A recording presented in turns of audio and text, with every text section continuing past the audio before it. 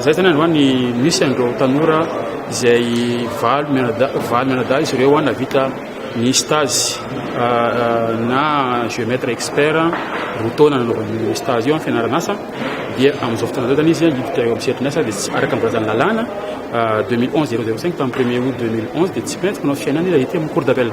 alohan'ny anaovany ny asany géomètre expert lomoka zany dia soratra eo amin'ny tableau de l'ordre de géomètre expert izy ary géomètre expert izy amin'izao anao ny asa ma géomètre expert valo mianadahy izy ty ary mpiasa fanjakana zany izy ireo ao amin'ny direction de service topographique ny fanjakana ihany moa zany no mametaka ny toerana zay essence satria mpiasa fanjakana izy fa ny anjaran'ny ordre zany dia nampanao an'le stage nanaraka ny stage nameoka ny liste andreo zay tena hoe afaka anao ny asa géomètre expert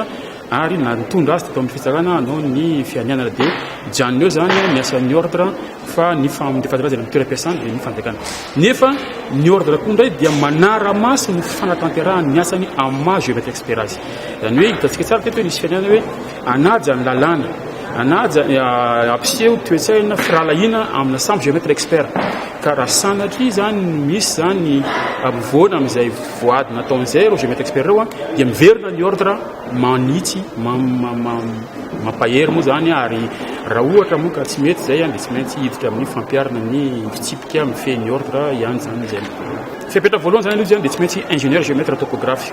diplôme zany io zany diplôme d'école diplôme délivré par l'école supérieure polytechnique Tanana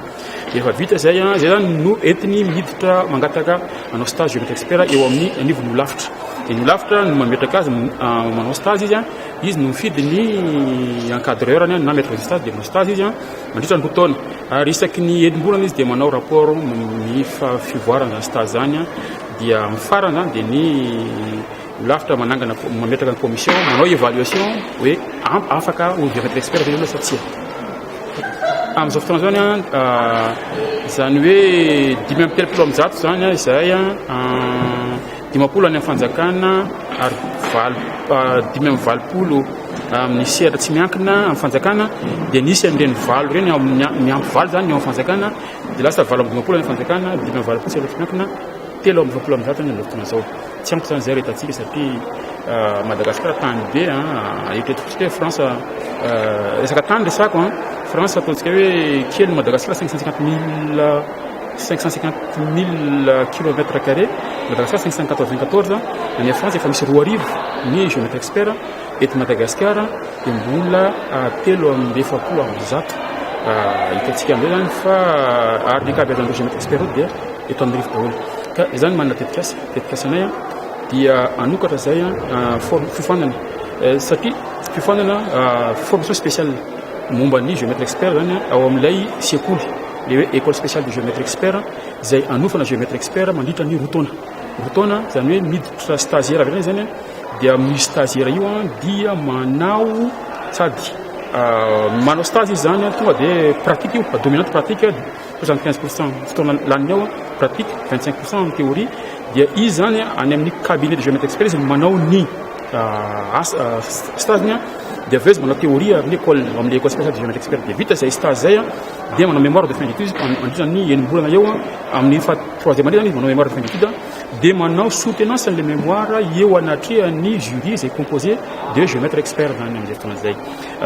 inona ny fipetra hidirana amin'izay fotoana zay misy trajectoire roa zany na parcours anankiroa zany possible izay mbola isy fanovana moa zany tomponay mikasika ny lalàna zany hoe ny lalàna zany teo amin'ny article fadiny dia amin'ny loi 2011 dia miteny fotsiny hoe tsy maintsy ingénieur géomètre topographe fa le